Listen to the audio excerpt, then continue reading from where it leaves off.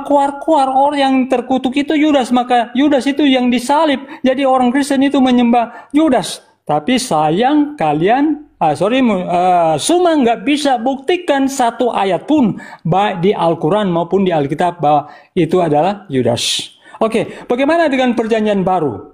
Perjanjian lama. Apakah ada menceritakan tentang Yesus, penderitaan Yesus? Mari kita baca di Yesaya pasal 53 ayat 3. Ia dihina dan dihindari orang seorang pun yang Ya Hadi ya Bashir ya Tabibi Nabiyullah khairul khalqi jami'an lahu a'la manasibi wal marati Salatullahi Subhanallah.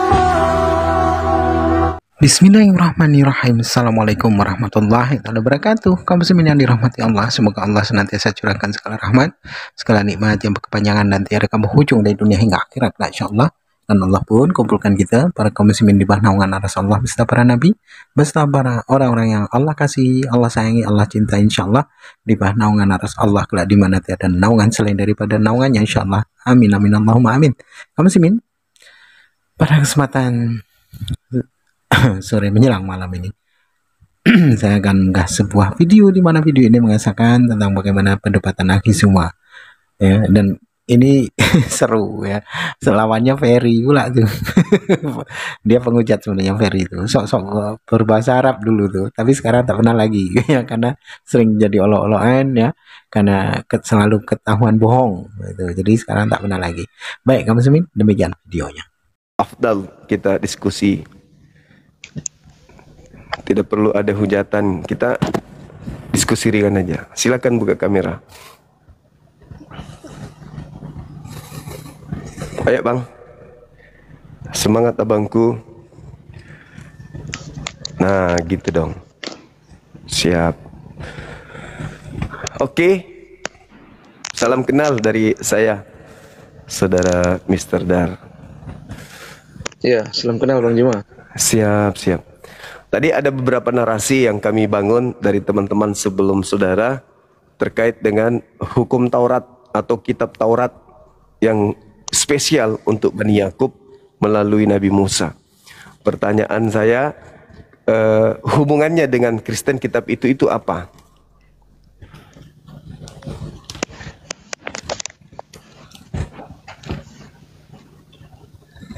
Kan hukum-hukum. Ya, silakan. Hubungannya itu karena kan begini. Ya. Ketika rasul-rasul menjadi muridnya Yesus atau Yesus pada saat itu adalah orang Yahudi. Iya. Mereka ada orang Yahudi, dan ketika mereka memberitakan tentang Yesus atau kabar baik atau Injil itu, nah di situ mereka mengadopsi namanya kitab-kitab Yahudi untuk menunjukkan bahwa nubuatan-nubuatan yang ada dalam kitab Yahudi itu tergenapi oleh Yesus atau Yesua, guru mereka pada saat itu, digenapi dalam Yesus begitu. Nah, maka hari ini Kristen memakai kitab itu untuk menunjukkan bahwa nubuatan yang ada itu dan telah tergenapi dalam Yesus gitu Bang. Oke, baik. Itu salah satu opini. Nah, sekarang saya ingin bukti. Di dalam kitab Lukas 24, nomor 44, 45, 46, ada tertulis tentang Yesus di dalam Taurat bahwa dia akan mati dan bangkit pada hari ketiga. Nah, bisa tidak Anda tunjukkan di dalam Taurat ini, di mana ada dituliskan di Taurat mati dan bangkit pada hari ketiga? Karena kalau tidak ada, berarti orang Makassar bilang piti kana-kanai, asal-asal comot. Di mana di Taurat dikatakan Mesias akan mati dan bangkit pada hari ketiga, sesuai dengan catatan Lukas. Lukas 24, 44, 45, 46. Coba saya lihat dulu ya Bang ya. Silakan.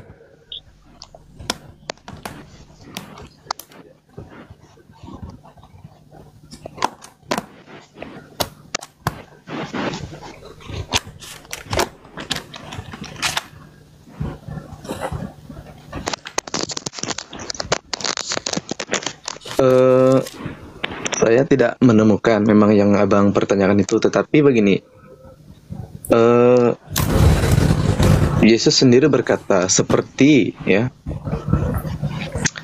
Yunus ya, ketika mengalami yang namanya kejadian pada saat itu, dia masuk dalam perut ikan selama 3 hari 3 malam, dan setelah itu dia diselamatkan oleh Elohim, keluar kembali dan hidup kembali seperti itu. Mungkin lebih pada seperti itu ya contohnya. Tapi Yesusnya menunjuk ke Taurat, Bang. Kan kita bahas tentang Taurat. Ada tertulis tentang Mesias bahwa dia akan mati dan bangkit pada hari ketiga. Nah, di Taurat ini saya udah pelajari nih, Tauratnya orang Yahudi ini tidak ada tertulis. Berarti Lukas ini Taurat mana yang dimaksud? Karena tidak ada dalam Tauratnya orang Yahudi mati dan bangkit pada hari ketiga. Taurat itu kan berbicara tentang hukum itu, Bang Juma. Taurat itu berbicara tentang hukum-hukum. Jadi di dalam kitab Yahudi itu ada yang namanya hukum Taurat, itu terambil dari kitab itu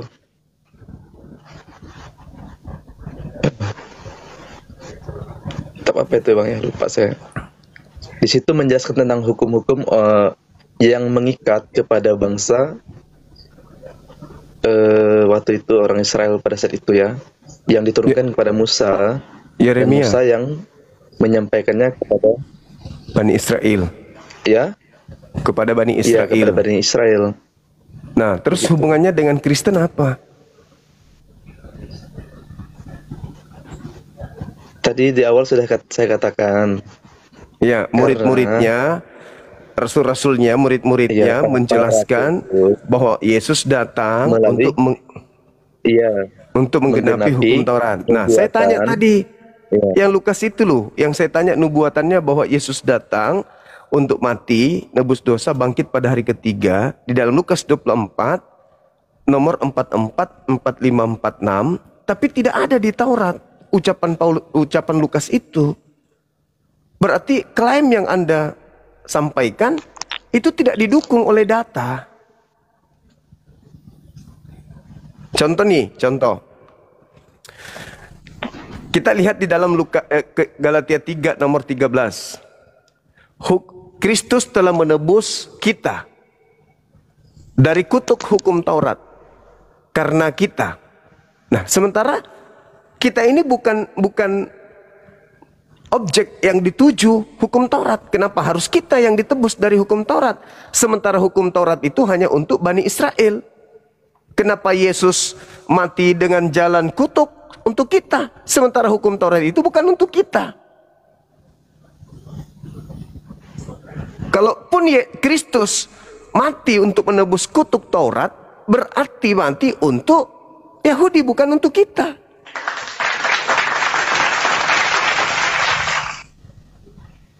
Sekarang gini aja, Bang. Hukum Taurat itu menurut Abang untuk siapa? Sebab begini ya, Bang. Kalau kita kembali kepada ini, dasar ini, kenapa dasar kita adalah dari orang Yahudi atau Israel? Karena kan pada dasarnya kita diperkenalkan ya oleh bangsa Israel, di mana melalui Bapak Abraham atau Ibrahim itu ya, yang memperkenalkan Tuhan. Karena di dunia ini kan banyak sekali Tuhan ya, bangsa-bangsa lain pun memiliki Tuhannya masing-masing ya. Kalau kita membaca dari kitab Perjanjian Lama itu, kalau abang kan biasa membaca itu kan, pasti tahu ada namanya istilahnya ilah-ilah. Kalau kita membaca di situ kan, sesembahan di luar Israel gitu, Bang. Iya, jadi gini ya, saudara. Nah, dari situ kita melihat bahwa apakah imannya abang sekarang, karena sekarang sebagai orang Islam, Muslim, mengimani kepada Tuhannya Bani Israel atau tidak? Oke, baik. Nah, kalau Al-Quran saya jelas menceritakan tentang Tuhannya Abraham, Ishak dan Yakub, Tuhannya Ibrahim, Tuhannya Ismail, Ishak, Yakub, Musa, Daud, Sulaiman, Salomo, dan juga Isa Al-Masih. Itu Tuhan yang kami sembah. Bedanya, ketika kitab suci kami bercerita tentang nabi-nabi tersebut, cerita itu diwahyukan kepada nabi kami, Nabi Muhammad. Kami tidak mengambil kitabnya agama lain untuk kami imani, tapi kitab kami sendiri yang menceritakan tentang hal-hal yang terjadi terhadap umat terdahulu. Bedanya dengan Kristen, perjanjian lama milik Yahudi. Yang menggunakan kitab itu adalah penganut ajaran politeisme, yaitu orang Roma. Mereka menyembah dewa Zeus, mereka menyembah kemudian Father, mereka menyembah kemudian Zeus, Deus, dan seterusnya. Jadi perjanjian lama ini nanti yang dalam bahasa Ibrani tertulis Elohim, itu ketika mereka terjemahkan berubah menjadi Theos, dewanya orang Roma.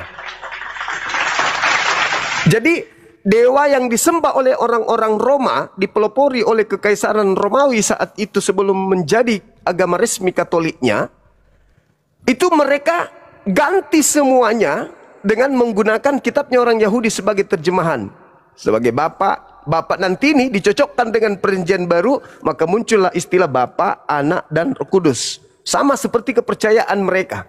Bagaimana Zeus Father, kemudian mereka mengajarkan tentang Deus, Theos, Zeus, Hercules, Attis. Itu dewa-dewa mereka tuh. Diambillah terjemahan kitabnya Yahudi ini untuk kemudian melegalkan penyembahan terhadap dewa-dewa mereka dan digabungkan menjadi dengan perjanjian baru yang sepadan dengan pengajaran bahwa dewa nusul menjadi manusia. Mereka ganti Bapa turun menjadi Yesus, dikawinkanlah, jadilah satu kitab. Ya, jadi ketika Anda berbicara apakah orang Islam menyembah Tuhannya Abraham, jelas Anda baca Al-Quran surah Al-Baqarah ayat 130 sampai seterusnya. Nah, sedangkan pertanyaan saya juga, apakah orang Kristen menyembah Tuhannya Abraham? Tidak. Karena orang Kristen menyembah yang namanya Kristus. Anda boleh baca di dalam Filipi 2 nomor 6, nomor 7, nomor 8. Theos, dewanya orang Romawi, tidak mempertahankan keteosannya, melainkan mengosongkan diri, lalu mengambil rupa hamba, lalu taat menjadi manusia, bahkan taat sampai mati di atas tiang salib. Nah, sedangkan Tuhannya orang Yahudi Elohim, ini, kitab ini, tidak pernah Tuhan mereka mengosongkan diri. Tidak pernah Tuhan mereka mengosongkan diri lalu menjadi manusia, nggak pernah. Bahkan di sini dituliskan, bahkan ada di dalam terjemahan ini, Bilangan 23 nomor 19. Elohim bukan manusia dan bukan anak manusia. Hosea 9 nomor 11. Pencipta Elohim, Elohim sang pencipta, bukan manusia. Sedangkan Theos adalah manusia. Saya bertanya lagi. Berbeda, sangat berbeda. Tadi kan Bang Zuma menyebut bahwa Tuhannya Bani Israel yang disebut Elohim. Apakah Elohim itu nama sejati Tuhan atau dari Bani Israel itu, atau itu hanya gelar? Itu gelar, bagaimana, coba? Itu gelar. Itu juga gelarnya Nabi Musa. Gelar. Anda boleh lihat di dalam Keluaran 7 nomor 1. Elohim itu juga gelarnya Nabi Musa. Oke, betul. Jadi, lalu siapa nama itu Tuhannya Musa? Tuhannya Musa setelah Siapa menyatakan namanya? diri, setelah Kalau Elohim kan gelar. Iya. Tuhan pencipta langit dan bumi sebelum menyatakan diri kepada Nabi Muhammad itu tidak menyatakan nama yang sesungguhnya kepada mereka. Tuhan hanya menyatakan gelar, sifat kepada Bani Israel.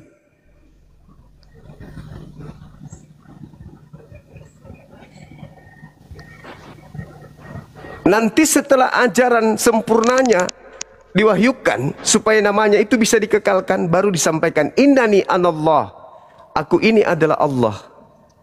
Dulu kepada Nabi Musa, kepada Abraham hanya menyatakan sifat, aku adalah Tuhan.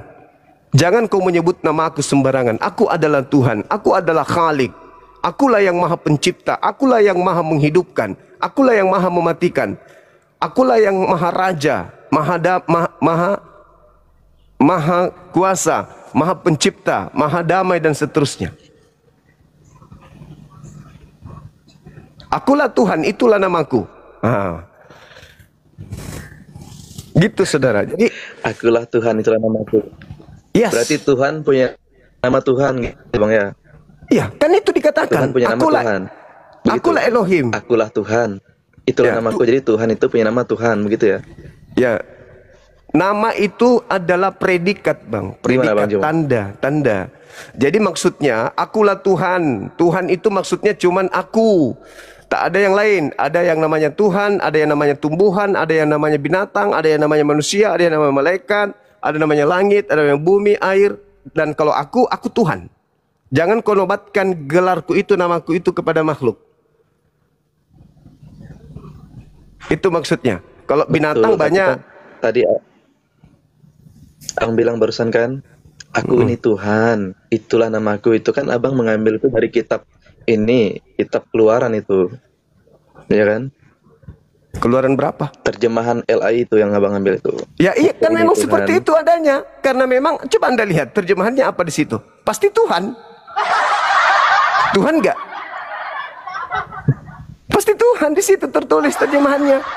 Akulah Tuhan. Tuhan di situ dia itu kan karena Bang Juma membacanya dari terjemahan LAI lah Oke, gitu, LAI oke. itu ya. Jadi Maka di situ di Ibraninya apa, Bang? Di Ibraninya apa? di Ibrani itu tulisannya Apa? ani yod he pauhe atau YHWH, ani Yahweh atau YHWH, Ushemi, itulah namaku. Terus ketika masuk ke Ibrani, ke Yunani, Bukan berubah seperti jadi yang apa? baca Oke. masuk ke itu ke Indonesia. Oke, ketika dia masuk ke Ibrani, Yunani apa? tidak Bahasa Yunani menerjemahkan itu, Bang. Yunani itu di dalam Yunani disebut ini apa? kita masuk ke ini yang Enggak, sebelum masuk ke kitab Anda, dia tertulis apa? saya tidak membaca yang dalam Yunani. Lah, kan dari sini jadinya. Tulisannya Dari bahasa Ani, Ibrani. Ani. Iya, Ani Elohim, Anihu, itulah Betul, bahasa namaku. Ibrani. Itulah betul itu. Sekarang masalahnya ini Iya, ada. Ani, Kitabnya. Ani Ini kitabnya Yahweh, Yahudi. namanya di situ. Oh, Ani Roma itu aja muter-muter. Maksud saya ini kitab Anda nih. Bahasa Septuaginta ini. Disebut apa dia di sana?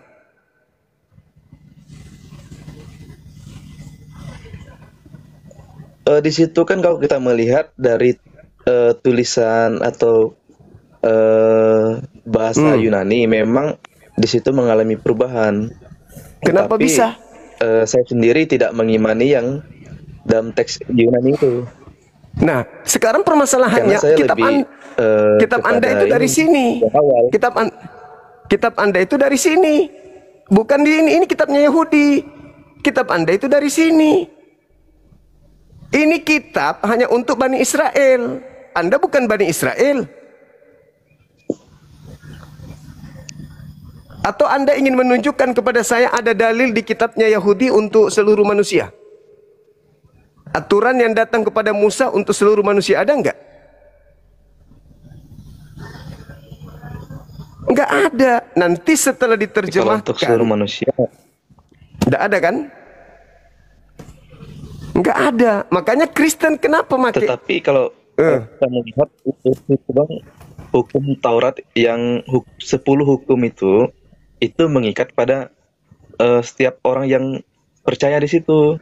Di mana tertulis bahwa yang lainnya 10 bahwa hukum ya- itu. bahwa Ya, yang kalau kita lainnya itu melihat, kan tidak ada ya. tertulis hanya untuk ini satu kaum kan. Mana ada? Yeremia 31, nomor 31 sampai nomor 33. itu hanya untuk Bani Israel dan Bani Yehuda.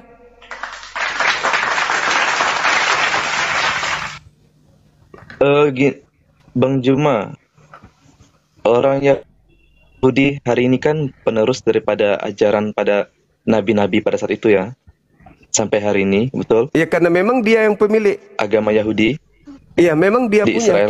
kitabnya, memang itu mereka yang punya. Betul? Apakah masih menjadi penerus pada ajaran nabi-nabi zaman dahulu? Mereka masih menggunakan kitab mereka. Ini kitab ini nih yang mereka pakai. Karena mereka memang punya hak. Oke.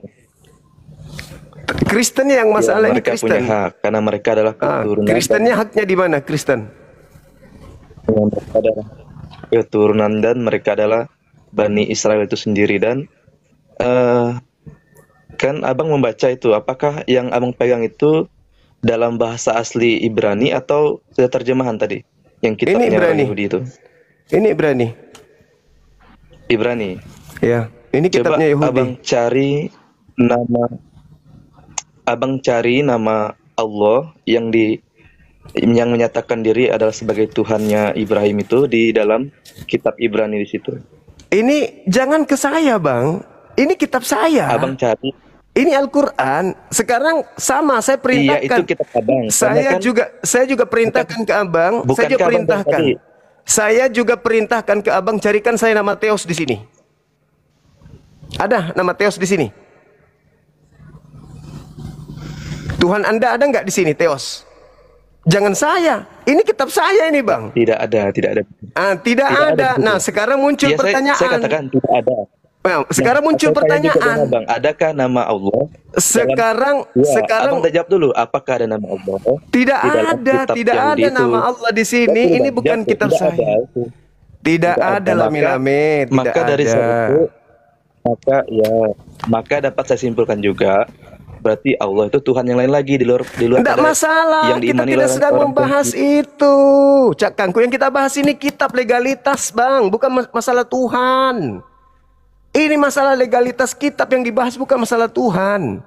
Di sini juga nggak ada Yesus, nggak ada juga Berarti- Theos di sini nggak ada, Theos di sini nggak ada juga. Berarti sama dong bang, sama-sama nggak ada kan? Abang juga nggak ada, punya kami juga nggak ada di situ. Gimana nya?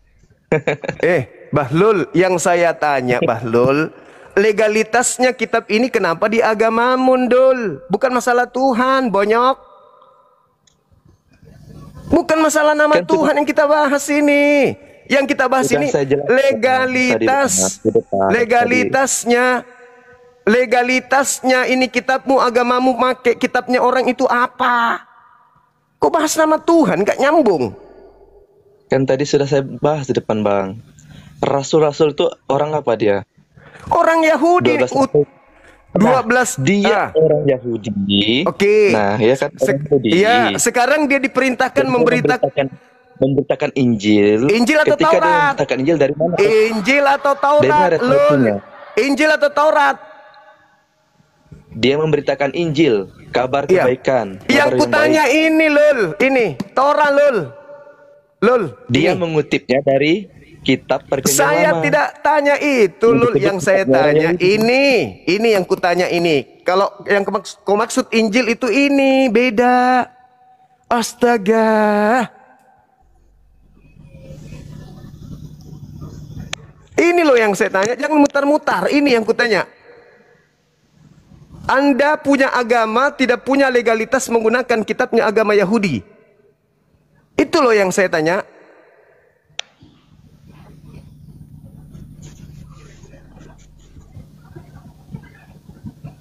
Bukan masalah yang lain. Apa haknya orang Kristen menggunakan kitabnya orang Yahudi? Anda mengatakan tadi, karena murid-murid Yesus itu orang Yahudi. Oke, anggap saja Injil yang diminta diberitakan itu Lukas, Markus, padahal kan bukan itu. Yesus tidak mengenal buku-buku ini. Injil Markus, Injil Lukas, itu kan bukan ajaran Yesus. Ya kan? Nah, saya tanya, Anda mengatakan karena murid Yesus itu adalah orang Yahudi. Oke, mari kita ambil satu. Lukas 24, nomor 44, 45, 46. Yesus berkata, ada tertulis tentang aku di dalam Taurat bahwa aku akan mati dan bangkit pada hari ketiga. Mana di Taurat? Mana di Taurat? Gak ada. Gak nyambung kan? Nah, hanya supaya dianggap bahwa punya legalitas, maka disebutlah Taurat. Padahal gak ada di Taurat.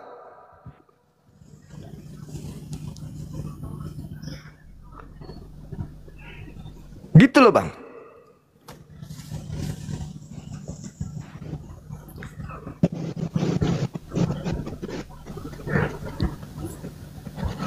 Makanya yang saya tanya, kalau tidak ada legalitasnya dari Torah ini kepada non-Yahudi, berarti agama Anda menggunakan terjemahan kitabnya Yahudi secara ilegal. Kan gitu.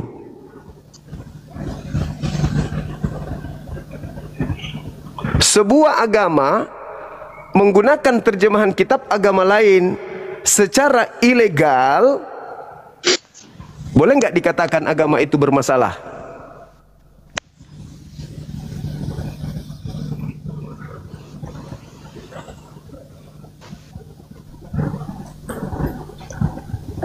Ya itu haknya abang menganggap itu bermasalah atau tidak. Itu pandangan abang kan begitu. Jadi menurut saudara, kalau ada seseorang menggunakan milik orang tanpa legalitas, itu boleh saja?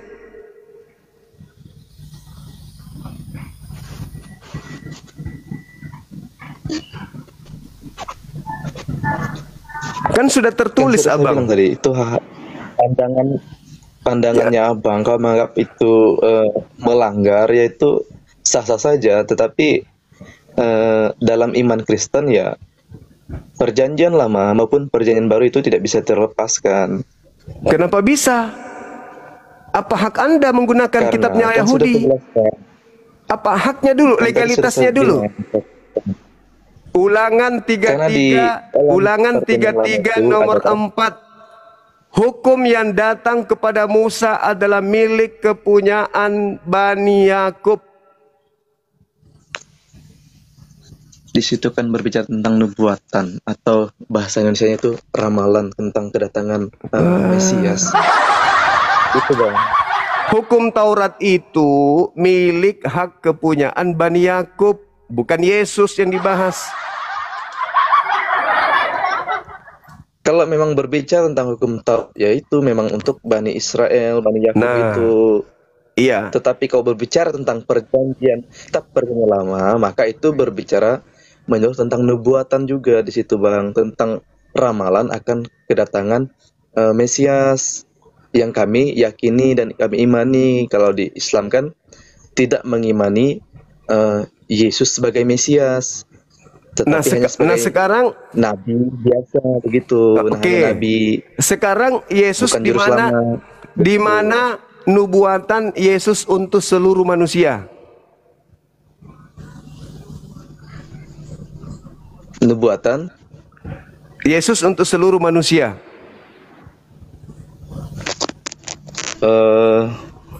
Tunggu bang, saya cari dulu.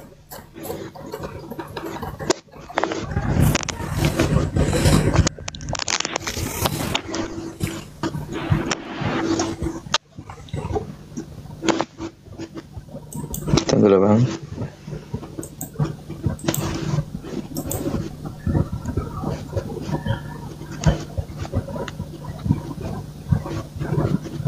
Susah nih, HP saya satu aja nih, mau nyari-nyari nih.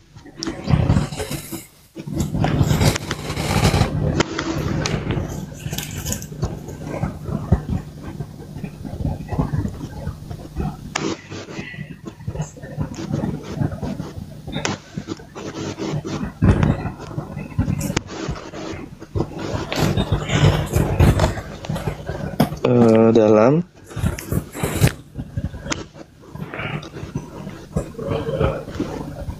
Yesaya pasal 9 Nomor 6.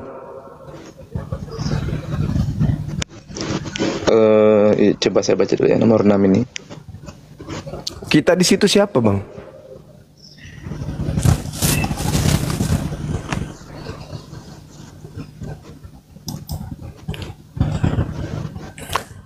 Di situ kan ada kata kita. Kok jadi Kristen ayat masuk? yang di sini,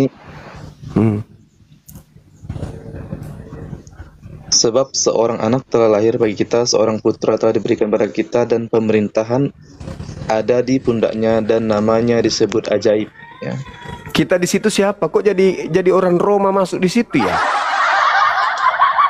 Kenapa jadi orang Roma juga ikut masuk ke sana? Kita di situ untuk siapa? Kita di situ siapa, Bang? Kok Anda memasukkan diri Anda ke dalam kitabnya Yahudi? Kan di situ kita. Kita berarti berbicara mengenai Bani Israel, Bani Yehuda, 12 suku Bani Israel. Kok jadi kita yang masuk ke situ ya?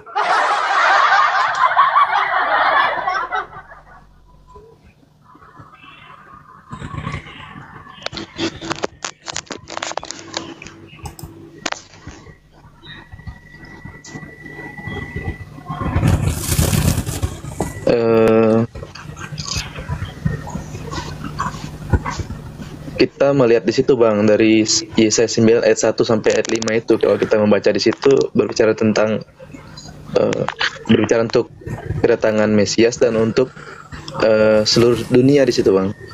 Enggak ada, saudara, enggak ada.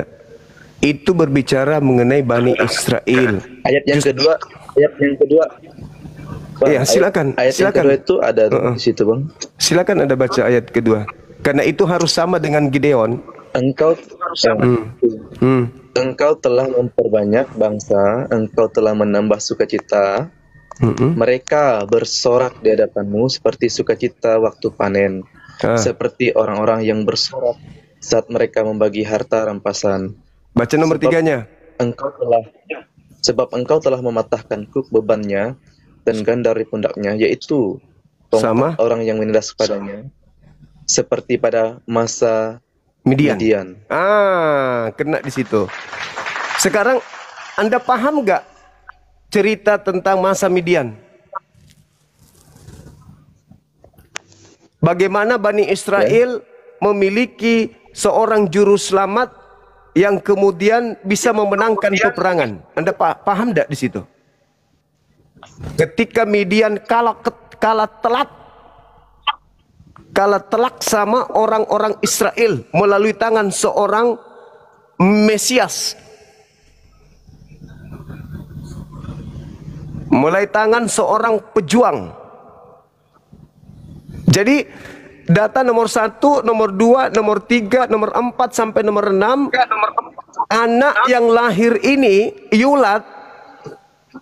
Yulat yang telah lahir ini harus melakukan karya penyelamatan sama yang terjadi ketika mereka dijajah oleh bangsa Midian.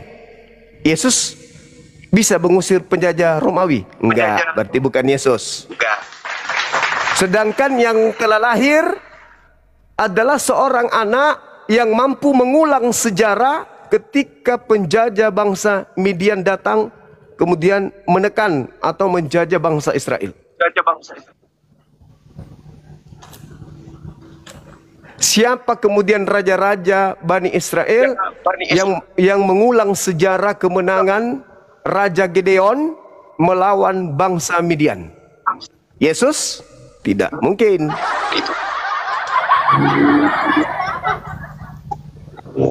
Kan yang diceritakan di nomor 3-nya itu adalah penjajahan bangsa Midian. Dan bangsa Midian kemudian kalah karena ada di tengah-tengah orang Israel. Betul, kalau kita melihat teks di situ. Tetapi memang seperti inilah hal yang dipikirkan oleh. Nah sekarang pada saat mereka bangsa Israel mengalahkan bangsa Midian, mereka punya raja pahlawan namanya Gideon. Siapa yang telah lahir yang akan mengulang sejarah Raja Gideon membabat habis bangsa Midian? Ada nggak sejarah setelah Yesaya menuliskan surat itu benar-benar terjadi kemudian bahwa apa yang pernah terjadi di Bani Israel, tekanan bangsa Midian, dikalahkan oleh raja mereka bernama Gideon? Pernah nggak itu terulang? Seorang penjajah misalnya ketika orang-orang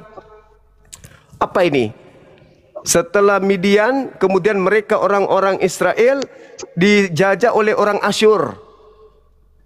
Nah, pertama penjajahan dilakukan oleh orang Midian, dimenangkan oleh Gideon.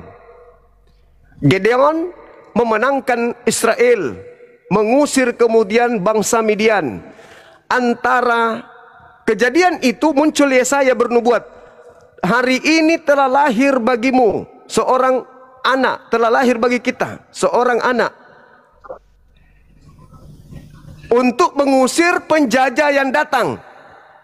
Penjajah itu sama seperti bangsa Midian. Nah, penjajah yang muncul setelah Yesaya mengatakan itu, yaitu bangsa Asyur. Pertanyaannya, siapa yang hidup pada masa penjajahan Asyur kepada Israel? Yesuskah? Yang mengusir bangsa Asyur siapa? Yesus?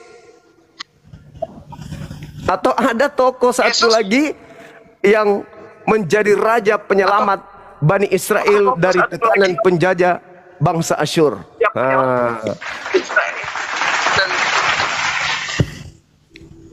Silakan Bang. Sama seperti yang dipikirkan oleh Bani Israel, bagaimana bangsa Israel pada saat kedatangan Yesus ke dalam dunia, pemikirannya sama seperti Bang Juma ini. Mereka menanti-nantikan kedatangan Mesias atau Hamasya yang mampu membebaskan mereka dari belenggu yang namanya penjajahan, seperti yang dialami pada saat itu oleh bangsa Romawi. Apa ini? Nah, sedangkan kedatangan Yesus ke dalam dunia membebaskan mereka itu dari belenggu kutub, ya, yang mengikat mereka. Saudara, yang mereka tunggu dalam kedatangan Yesus itu tidak diterima dan tidak diimani oleh Bani Israel atau bangsa Yahudi. Saudara, yang membebaskan kemudian bangsa Israel Yahudi dari penjajahan Roma itu adalah sahabat nabiku, bukan raja dari Yehuda, bukan Mesias dari Yehuda. Yang mengusir penjajah Romawi dari tanah Palestina itu bukan Mesias. Sedangkan yang mereka tunggu itu adalah seorang Mesias yang membebaskan mereka dari penjajahan bangsa Asyur atau Raja Asyur. Yang dinubuatkan oleh Yesaya di Yesaya 9 nomor 6 itu adalah orang yang mampu mengalahkan tentara Asyur, sama seperti orang yang mengalahkan tentara Midian. Ketika bangsa Israel dijajah oleh bangsa Midian, tampil seorang tokoh bernama Gideon. Lalu setelah itu bangsa Israel kembali dijajah. Nama penjajahnya itu adalah bangsa Asyur.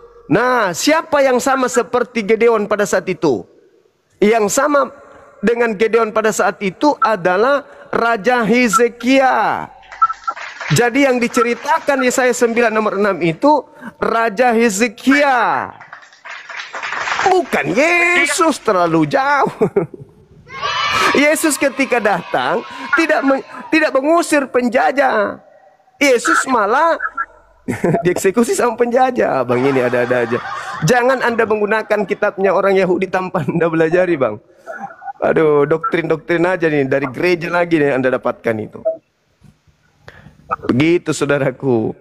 Jadi yang dimaksud di sana itu Raja Hezekia itu mirip persis dengan perjuangan Raja Gideon.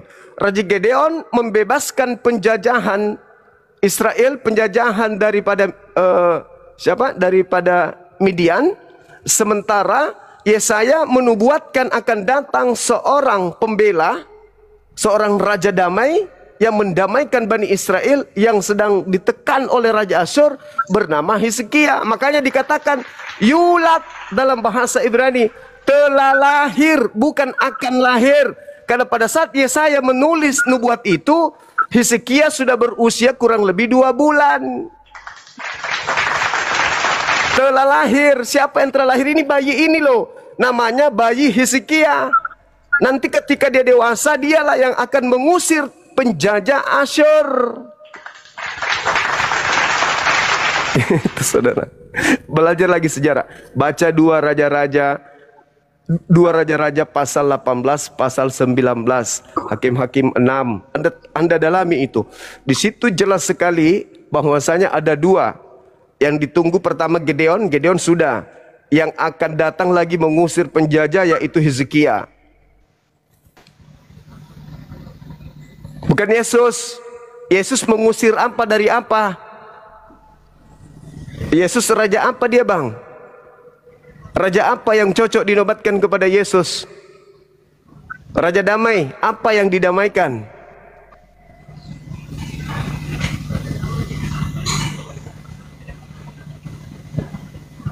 Kan tadi sudah saya sampaikan, cuman kan Bang Juma tidak percaya dan Bang Juma juga telah menyanggahnya. Jadi untuk apa saya sampaikan lagi?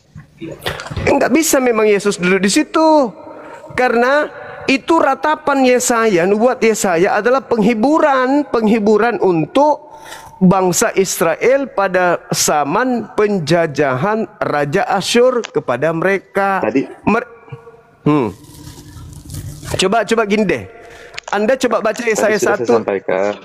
Anda coba baca Yesaya 1 nomor 1, boleh nggak? Boleh. Silakan.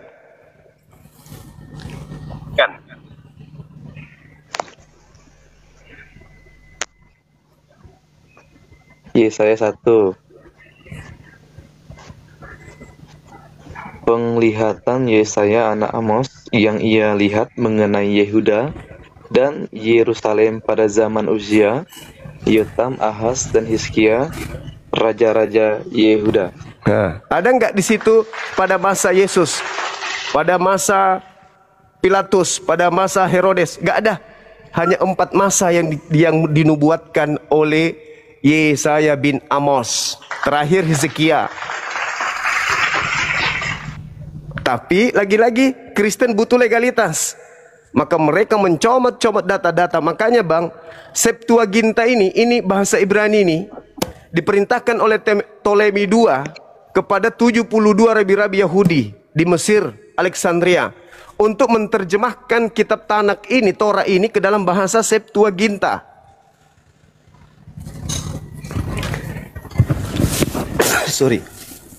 Ke dalam bahasa Septuaginta. Ini diterjemahkan ke Septuaginta juga bukan untuk Roma.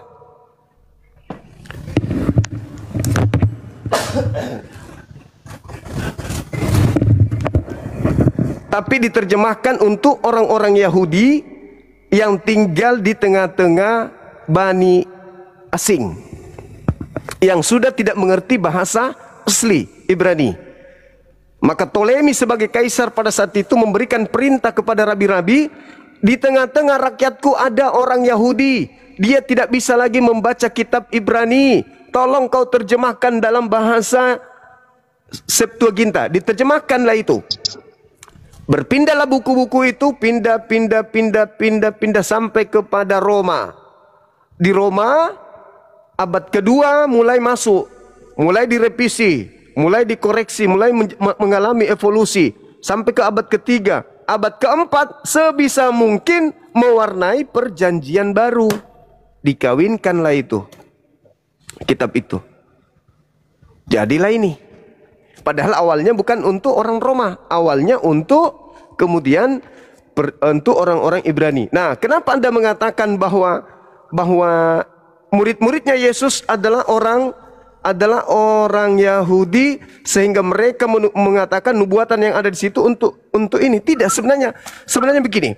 Ini perjanjian lama datang dari barat, turun sampai ke Roma. Ini dari Yehuda. Keluar dari Yehuda, ini dari Mesir, ini dari Israel. Perjanjian baru keluar dari Israel, perjanjian lama datang dari Mesir, Alexandria, turun sampai ketemu dia di abad keempat, dikawinkan begini. Jadilah kitab ini sekarang. Resmilah agama Katolik melepaskan agama politeisme dan menjadikan agama Kristen Katolik sebagai agama resmi pertama kali. Itu. Maka kerajaan merubah kepercayaan dari politeisme, menyembah kepada Hercules, Zeus, menuju kepada Father, Bapa, dan Yesus.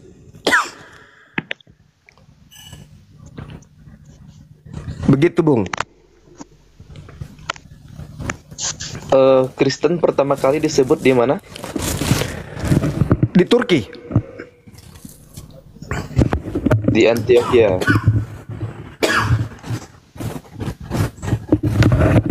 Di Turki, Di Bang. Antioquia. Ya, di Antioquia, Turki. Di Murid-murid Antioquia. Paulus. Iya, Turki lah itu. Di Itu Antioquia. bukan berbicara pada murid Paulus, Bang. Lah, mulai lagi ngaco. Siapa muridnya siapa? Itu berbicara Siapa? untuk setiap muridnya Yesus yang mengikuti Yesus. Maka disebut Ngaco.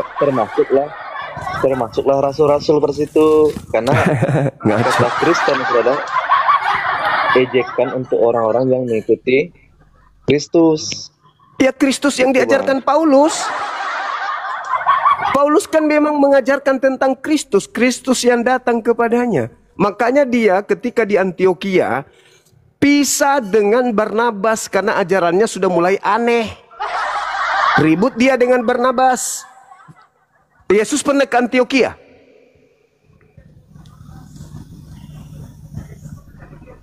Belum. Terus murid pengikutnya siapa yang ada di sana? Penyebutan Kristen itu kan hanya untuk ini, orang-orang yang tidak senang kepada ini Paulus, pengikut murid Paulus. Hamasinya. Tidak. Sebelum itu pun gini, Bang, bukan hanya Paulus yang disebut Kristen pada itu, termasuklah para rasul, murid-muridnya. Di mana Tuhan, murid Yesus itu. disebut Kristen? Di mana? Di mana? Di mana, Bang? Hah? Di mana murid Yesus disebut Kristen? Murid yang disebut Kristen itu murid Paulus di Antioquia, Turki. Kisah Para Rasul 11:26. Di sanalah mereka tinggal di sana selama setahun. Di sanalah mula-mula murid-murid itu dipanggil Kristen. Muridnya Paulus, bukan muridnya Yesus. Muridnya Paulus itu, Bang, dilarang bersunat. Bedanya dengan muridnya Yesus wajib sunat. Galatia 5 nomor 2, barang siapa yang menyunatkan dirinya, Yesus Kristus tidak berguna baginya. Itulah yang di Antioquia. Itu kan berbicara tentang bagaimana pada saat itu ada ini, Bang, perdebatan di antara orang Yahudi yang percaya menjadi pengikut Hamasya. Bagaimana mereka menekankan kepada orang-orang yang percaya itu harus mengikuti tradisi mereka, harus bersunat. Makanya Paulus dengan hikmatnya dia mengatakan bukan masalah sunat seperti yang kalian kerjakan hari ini, tetapi lebih kepada hati mereka, apakah mereka sungguh-sungguh mau menjadi orang percaya atau tidak, begitu. Saudara, kalau kita berbicara Itu kan mengenai ada sunat, perdebatan, Bang. Kalau abang membaca teks yang itu dengan teliti, ada perdebatan di antara orang Yahudi di situ. Orang Yahudi yang menjadi percaya mulai menekan kepada orang-orang yang di luar Yahudi atau bangsa di luar Yahudi untuk mengerjakan seperti yang mereka lakukan, Sorry. yaitu tentang sunat. saudara, Begitu, Bang. sunat hati dan sunat kulub. Sunat hati itu Anda baca di Ulangan 6. Sunat hati itu adalah memotong kesombongan untuk tunduk kepada perintah Tuhan. Perintah Tuhan yang datang kepada mereka, para nabi. Jadi Nah, itulah orang yang diajarkan Paulus, Bang. Itulah yang Bagaimana? diajarkan Paulus itu kepada bagaimana? orang-orang pada saat itu. Anda Supaya nggak mereka ngerti. jangan sombong dengan sunat jasmani itu. tetapi mereka lebih pada tetapi Paulus juga tidak melarang orang untuk bersunat sejatinya. Kata siapa? Baiklah orang yang bersunat loh. Baiklah orang yang bersunat itu tetap bersunat, tetapi jikalau mereka yang tidak bersunat menjadi percaya, jangan ditekan, mereka harus bersunat. Barang siapa apakah yang dengan sunat itu menyunat, menyelamatkan? Apakah orang Barang- yang bersunat itu ada jaminan keselamatannya? Tentu itu juga tidak berhubungan dengan keselamatan. Begitu. Kata Maksud siapa? Paulus di situ, Bang. Kata siapa hukum Taurat tidak berhubungan dengan keselamatan? Sunat itu apakah berhubungan dengan hukum Taurat? Itu kan hanya melambangkan perjanjian Tuhan kepada Abraham. Nah, justru itu. Ini untuk siapa? Begitu, Bang. Untuk keturunannya kan? Makanya kenapa ada dalam agamamu? Gimana? Asal mula kenapa ada sunat itu? Itu untuk perjanjian Elohim, ya, Elohimnya Abraham itu, Tuhannya Abraham dengan Abraham dan keturunan Abraham. Nah, sedangkan apa kata Paulus katakan? Karena ini di luar bangsa Yahudi, jadi Tuhan tidak menuntut mereka harus bersunat seperti orang Yahudi. Di mana dalilnya? Tetapi apakah mereka tidak boleh bersunat? Ya boleh saja, sah saja untuk memang kalau untuk kesehatan ya bagus sekali. Ngaco. Di mana dalilnya Tuhan membolehkan tidak bersunat? Ngarang ini pengikut Paulus ini. Di mana dalilnya Tuhan membolehkan untuk tidak bersunat? Saya tidak mengatakan Tuhan membolehkan tidak bersunat, tetapi hukum itu sunat dia. tadi diberikan kepada Bani Abraham Israel. dan keturunannya. Ya. Ya, Bani Israel. Makanya Abraham dan makanya Israel itu. buku ini bukan Nah, di untuk luar pada Anda. itu, maka tidak mengikat, begitu Bang. Ketika dia Ya memang menjadi orang tidak percaya, mengikat. orang Yahudi memperdebatkan itu, Bani Israel memperdebatkan itu. Kenapa kalian tidak bersunat? Bersunatlah kalian. Maka Paulus menjawab, janganlah berdebat masalah seperti itu. Terus kenapa Paulus Begitu. bertobat? Kenapa Paulus bertobat dari melarang orang bersunat? Maksudnya Bang, kenapa Paulus bertobat? Maksudnya gimana tuh? Kenapa Paulus bertobat setelah dia kembali ke Yerusalem mengajarkan agama Kristen karena terbukti ajarannya salah? Kenapa dia bertobat? Setelah terbukti dia salah. Saya terbukti salah. Nggak mengerti saya nih Bang. Paulusmu itu yang botak kepalanya itu, setelah dia keluar meninggalkan Israel, dia mengajarkan agama Kristen. Mengajarkan orang-orang di luar untuk jangan bersunat. Mengajarkan orang-orang di luar untuk jangan supaya makan babi. Begitu kembali ke Yerusalem, dia bertobat dari ajaran Kristen itu. Baca di Kisah Para Rasul 21 nomor 15 sampai 26.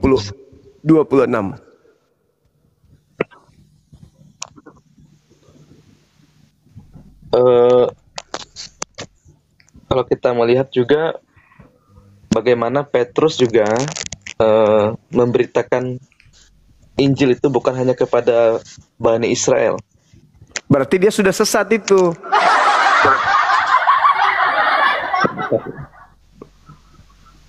Karena Petrus mendapat pesan di dalam Matius 10 nomor 5 nomor 6. Yesus berpesan kepada Petrus jangan ke bangsa lain.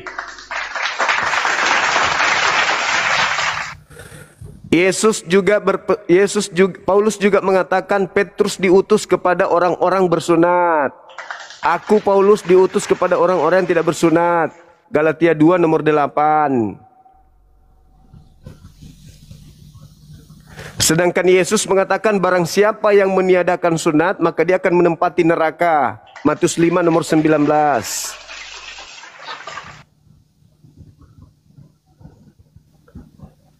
Sementara Paulus, izin permisi, udah mau istirahat. iya, silakan Bang, silakan. Thank you ya. Terima kasih yang udah Siap. memberi gift. Terima kasih semuanya. Oke, makasih saudara. Di pagaji menggunakan otak nusu itu. Itu malah sama anu. Lepas silo Yesaya 9. Nah, sing Yesus lo pertama kro. Di sana sengi kita. Ya sengi saya 9. Seorang raja yang mampu mengusir penjajah yang menekan Israel. Tapi ternyata Yesus tak sanggup. Justru menurut tradisi Kristen justru dia yang dibunuh. Gimana mau jadi pengusir penjajah kalau begitu? Assalamualaikum Bang Handi. Waalaikumsalam warahmatullahi Kagak onde-onde pelek. Iya. Dia kagak onde-onde. Kan sudah dibuatkan itu Pak Nyoba. Enggak usah Pak Nyoba terlalu banyak. Sudah dibuatkan untuk itu. Onde-onde ya. Angkat ini Bunda Rahma. Rasak Bunda Rahma. Berani matiin roh. Ajar Bunda. Lek bami tak dok. Lek bami tak dok. Tatin roh. Mula ayam piring. Halo Kedengeran saudara. ya? Aladin. Ya malam Zuma. Bagaimana Tinro kita atur oten-oten turun. Oh, Kak Menjo, sorry. Aladin. Ya malam Zuma, malam. Malam, bisa buka kameranya, Bang? Aduh, nggak bisa ini diskusi santai aja. Bisa itu. Udah bisa dia 1000 lebih pengikutnya Bang. Silahkan Bang. Enggak, diskusi santai juga. Saya nggak mau ngujat juga. Iya, jelaskan udah dulu kalau gitu. Hubungannya Taurat dengan Kristen itu apa, Bang? Yang mana dulu Taurat itu terbagi-bagi Zuma. Nah, saya bilang terbagi-bagi di kitab sembaran tahu. Apa Ji? Siapa yang bilang terbagi? Kata Taurat itu begini Zuma. Nu pilih-pilih ki, yang bisa nu pakai, yang tidak. Dengar kok dulu dekeng, aduh. Cara dek nu. Coba. Di mana tertulis? Di mana tertulis ini yang dibatalkan, ini yang tidak dibatalkan? Di mana tertulis ini untuk Yahudi, ini untuk Kristen? Di mana? Piti kana-kana. Di mana, Bang? Nggak, mana yang dibatalkan? Ya. Makanya kan menurut kalian masih gunakan Taurat, tapi menurut Paulus, kalau kalian mengharapkan kebenaran dari Taurat, kalian tidak akan mendapatkan Kristus Yesus. Nah, ya aku jelaskan dulu itu ya. Silakan. Oke, kan di zaman perjanjian lama kan sebelum datang Mesias itu kan, Kristus itu kan, orang-orang Yahudi itu mengira mereka itu diselamatkan kalau melakukan hukum Taurat. Ya memang betul. Memang di hukum Taurat, di dalam hukum Taurat itu memang ada kebenaran, cuma makanya Rasul Paulus mengatakan tidak ada satupun dibenarkan melakukan hukum Taurat. Artinya tidak ada manusia yang sempurna melakukan hukum Taurat itu. Itu Kristus itu.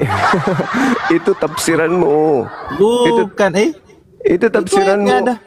Karena memang orang Yahudi itu tidak suka dengan hukum Taurat. Terutama Paulus. Dia suka, dia maunya membebaskan manusia dari hukum-hukum Tuhan. Itu kan pekerjaan makhluk yang datang di Adam. Dia mau hukum Tuhan itu dihapus. Itu juga yang datang ke Paulus. Efesus 2 nomor 15, dengan matinya Kristus di atas tiang salib, dia telah membebaskan, dia telah membatalkan hukum Taurat beserta segala ketetapan yang ada di dalamnya. Siapa yang ngajari Paulus begitu? Mengambilnya daripadaku, melainkan aku memberikannya menurut kehendakku sendiri. Aku berkuasa memberikannya dan berkuasa menerimanya kembali. Inilah tugas yang pertama dari Bapakku. Jadi atas kehendak siapa?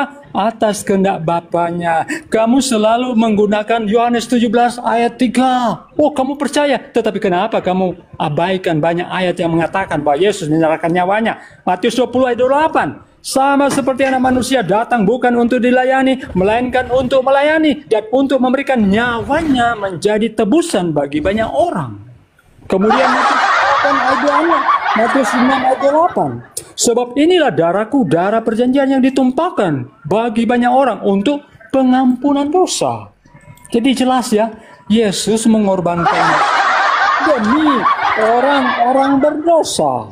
Bahkan sebelum itu kejadian, dia sudah nubuatkan di dalam Matius 16 ayat 21. Ya, dia pergi ke Yerusalem dan menanggung banyak penderitaan dan dari pihak tua-tua, imam-imam kepala dan ahli-ahli Taurat, lalu dibunuh dan dibangkitkan pada hari yang ketiga. Tergenapi juga ya. Ya. Matius 17 ayat 22-23 sama juga ya. Dan mereka akan membunuh dia dan pada hari ketiga ia akan dibangkitkan. Maka hati murid-muridnya itu Udah, jangan banyak-banyak, Peri. Kita cari data, kita tunggu data yang bisa berlawanan dengan firman Tuhan, malah dikasihnya perjanjian baru, surah-surah karangan-karangan. Oke, perjanjian lama itu apa? Saya minta data dari Tuhan Elohim, bukan data dari pengarang wartawan. Justru ketika saudara diam dulu, ketika saudara membawa data yang ada di dalam Yohanes 10, ya, di mana Anda di Matius 10 tadi itu yang Anda bacakan, kemudian ketika dikatakan aku tidak akan memberikan, tidak ada siapapun yang akan sanggup mengambil nyawaku. Yohanes 10:17. Ya. Tidak ada yang sanggup mengambil nyawaku, nggak ada. Berarti ketika setan berusaha untuk mengambil nyawa Yesus, nggak berhasil dong. Harus Yesus sendiri yang bunuh diri. Kalau Yesus tidak bunuh diri, ya nggak bisa mati menurut dasar dalil itu. Yohanes 10 yang Anda baca itu, ya, tidak ada orang yang sanggup menerima nyawa, tidak sanggup mengambil nyawa Yesus, nggak ada. Yesus sendiri yang harus menyerahkan nyawanya. Berarti percuma ada penyaliban. Yesus tidak akan mati di salib. Yesus tidak akan mati di salib karena tidak ada yang sanggup mengambil nyawanya. Nggak ada.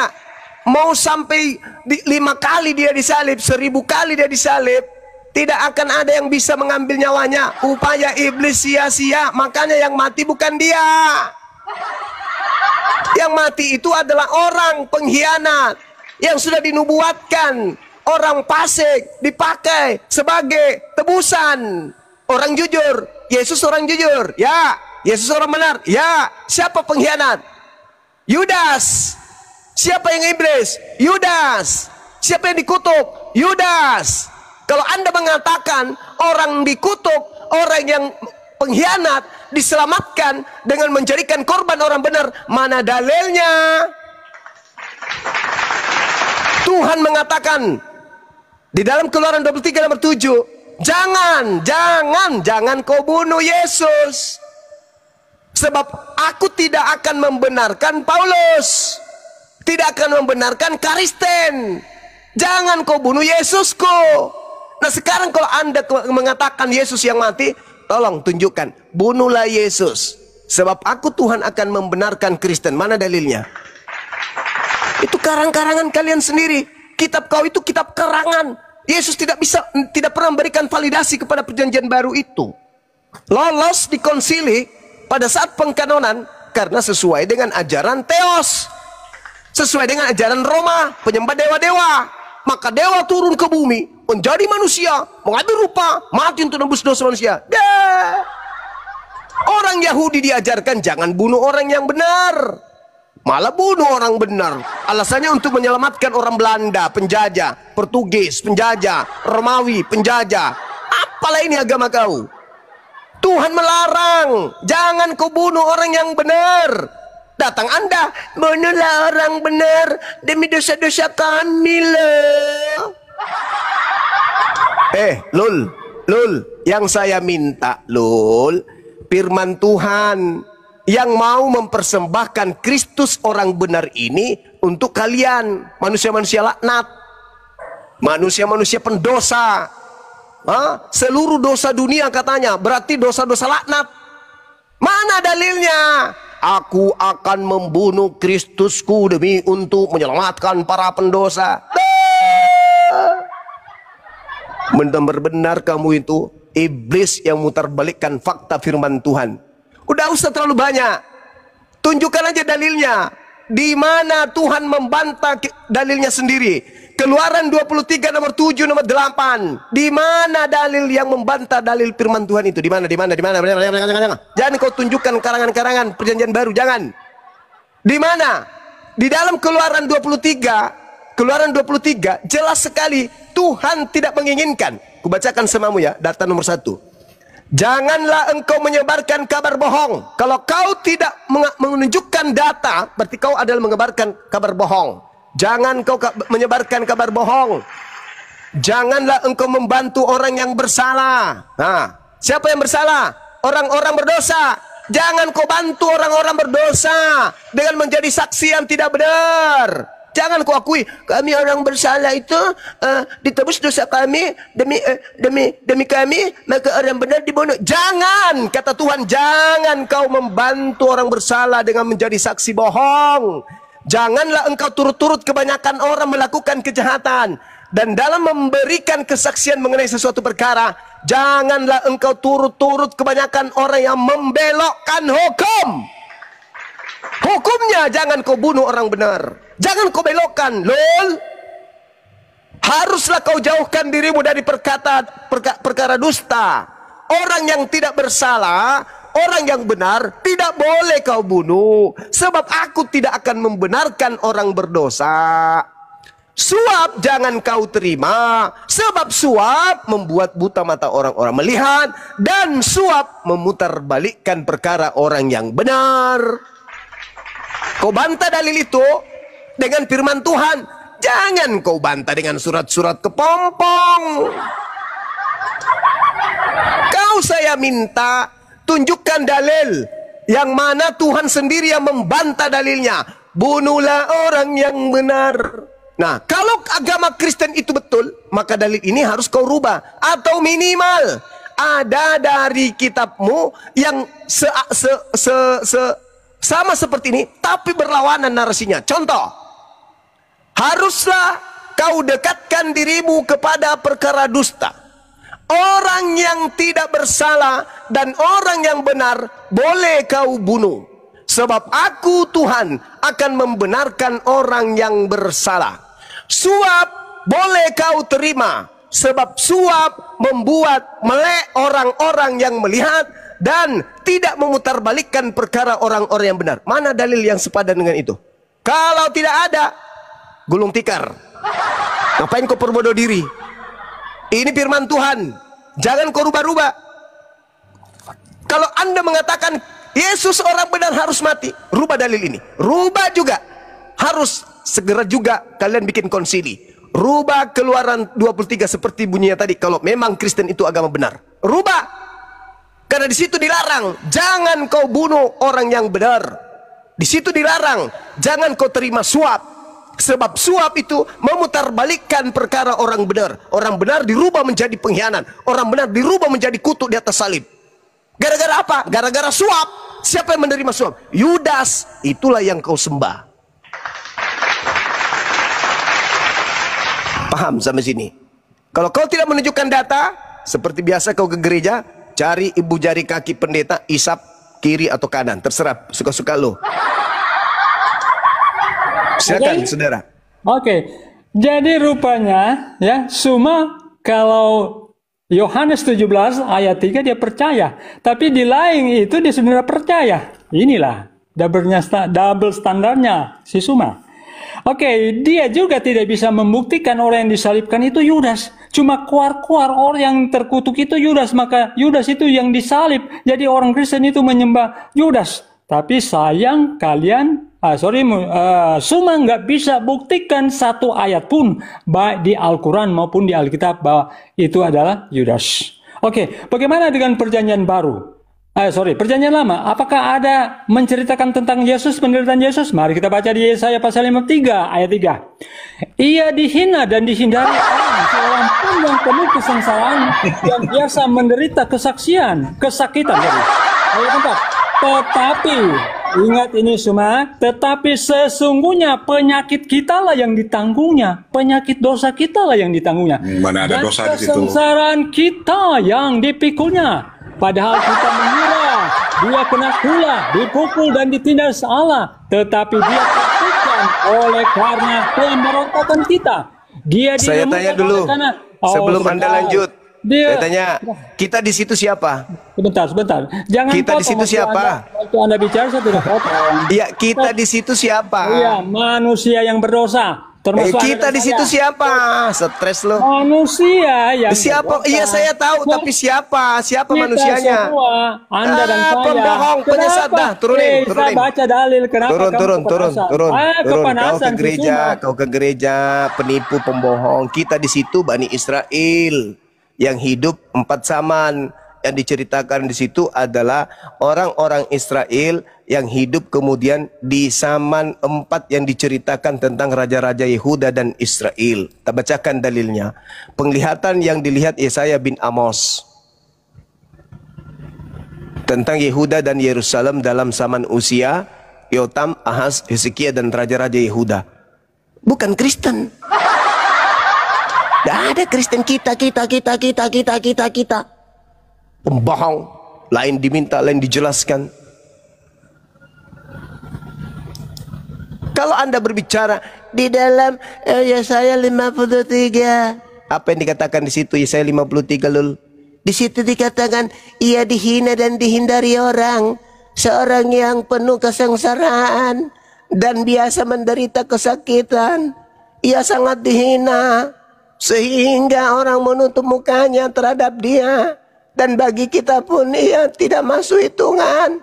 Lul, penderitaan yang digambarkan dalam data tersebut hampir rata-rata para nabi telah mengalaminya. Kuclu, dihina, dianiaya, dibawa ke pembantaian, diremukkan dan seterusnya. Para nabi sebelum Yesus juga mengalami penderitaan, bahkan sebagian sampai dibunuh. Kuclu. Contoh 1 Raja-Raja 19 nomor 10. Jawabnya, aku bekerja segiat-giatnya bagi Tuhan Elohim semesta alam. Karena orang Israel meninggalkan perjanjianmu, meruntuhkan mesbah-mesbahmu, dan membunuh nabi-nabimu dengan pedang. Hanya aku seorang dirilah yang masih hidup, dan mereka ingin mencabut nyawaku. Tuh. Dia dihindari, dan penuh kesenjangan, dia menjadi sakitan, dia sangat dihina. Kucuk, seluruh nabi Yahudi juga mengalami itu, lul. Jadi dalam hal penderitaan, dalam hal diolok-olok, dalam hal diasingkan, dihinakan, itu bukan hal yang baru untuk para utusan Tuhan, cuplis. Jadi bukan hanya Yesus saja yang mengalami penderitaan kayak itu, balau. Yang spesifik adalah bilur-bilur yang menjadi penyembuh katanya. Umat Aliteng menganggap bahwa Yesus itu juga menyembuhkan penyakit sehingga cocok dengan beliau dengan kalimat yang tadi. Coba teman-teman perhatikan, apakah kemudian itu cocok untuk Yesus? Dicocok-cocokkan seenak perut. Mereka ingin kali bahwa yang duduk di situ Yesus. Apanya? Lalu kemudian banyak hal dikatakan begini, dia akan ditindas dan tidak membuka mulutnya saat dia hendak ditangkap, hendak disalibkan. Kata siapa? Itu tidak cocok dengan Yesus. Dia tidak berbicara, dia tidak membuka mulutnya, dan dia membiarkan dirinya tertindas. Kata siapa? Itu nggak cocok. Lukas 22 nomor 36. Jawab mereka, suatu pun tidak ada katanya kepada mereka. Tetapi sekarang ini siapa yang mempunyai pundi-pundi, hendaklah ia membawanya. Demikian juga yang mempunyai bekal, dan siapa yang tidak mempunyai, hendaklah ia menjual jubahnya dan membeli pedang. Lalu Yesus melarang muridnya tidur dan menyuruh mereka untuk berjaga-jaga dari serangan musuh. Matius 26:38. Katanya ikhlas.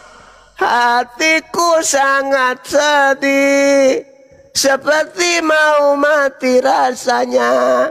Tinggallah di sini dan berjaga-jagalah denganku. Katanya ikhlas mati. Kok murid disuruh berjaga-jaga? Mati aja cayu. Lalu dikatakan bahwasanya dia diam aja katanya. Dia diam aja katanya. Dia ikhlas. Padahal Setelah itu ia kembali kepada murid-muridnya setelah dia berdoa semalam-malaman. Lantas kemudian seorang malaikat datang kepada yang memberikan kekuatan sampai keringat ketakutannya seperti titik darah yang jatuh ke tanah. Lalu kata Yesus kepada muridnya, hatiku sedih. Tidakkah kamu sanggup berjaga-jaga 1 jam saja denganku? 1 jam saja kamu berjaga-jaga. Aku lagi takut. Katanya rela mati. Kok kayak gitu? Orang mau tidur dibangunkan. Bangun, bangun, bangun. Berdoa, berdoa, berdoa. Gimana sih bapak ini? Lantas kemudian dia ikhlas katanya. Tapi ikhlas, lucunya katanya dia tidak bersuara. Tapi dia teriak. Ya bapak, ya abah. Tidak ada yang mustahil bagimu kan? Ambillah cawan ini daripadaku, Pak. Tetapi janganlah apa yang aku kehendaki loh, melainkan apa yang engkau kehendaki ya. Iya nak. Lucu kalian ini. Lalu kemudian saudara kita ini menganggap bahwa dia itu benar-benar untuk Yesus yang ada di dalam Yesaya 53 ini. Yang aneh adalah kenapa imam kepala mahkamah agama, orang-orang Farisi yang ahli kitab Yesaya, yang mempelajari Yesaya, mulai dari botak sampai dia botak kembali, tidak ada kemudian menemukan bahwa itu untuk Yesus. Malah ketika mereka berkongkol membunuh Yesus, saking tidak adanya nubuat, saking tidak adanya alasan, saking tidak adanya kemudian perbuatan Yesus yang mencerminkan Yesaya 53, maka mereka membuat tipu muslihat. Mereka melakukan kesaksian palsu untuk membunuh Yesus. Apanya ini? Tiba-tiba aja si Peri muncul. Itu loh, ada loh keinginan Tuhan supaya membunuh dia loh. Di mana bang? Oh tadi Yesaya 53 loh. Kuclu, mending lu ikut lomba makan kerupuk daripada kau berbohong di sini. Kami Islam betul, tapi kami lebih paham Bible itu daripada ente. Kalian percaya, hanya percaya nggak belajar. Kami belajar, mengkaji, menelaah. Parah kalian memang. Ya udahlah kalau gitu saya pulang malas di sini. Assalamualaikum. Salat dulu. Lanjut. Nah, perdebatan itu berlangsung ya. Akhirnya di-kick juga kan sama moderator karena sudah diuraikan bolak-balik ke situ lagi ya. Saya itu tentang Raja Hizkia, bukan untuk Yesus. Tidak nyambung ya. Jadi kalau Kristen mau berpikir jikalau memang apa yang tertulis di dalam kitabnya orang Yahudi itu benar untuk Yesus, maka hari ini tidak akan pernah ada orang Yahudi ya. Karena notabene orang-orang Yahudi itu tidak akan pernah